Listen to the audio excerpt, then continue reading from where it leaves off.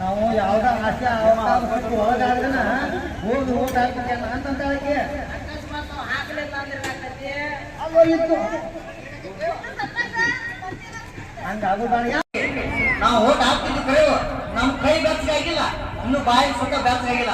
ಅವು ಹಾ ಏನಿಲ್ವಾ ಹಿಂಗಾಗಿ ನಾವು ಓಟ್ ಹಾಕಿದ್ರೆ ಹಾಕಿದ್ವಿ, ಹಾಕಿ ಕಳೆಯಲ್ಲ. ನಾವು ಬೇರೆ ಊರು ಮಾಡ್ಕೊಂಡು ಪರಿಸ್ಥಿತಿ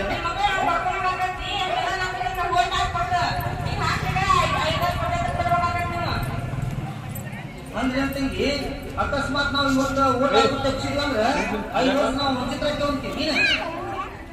ತಂಗಿ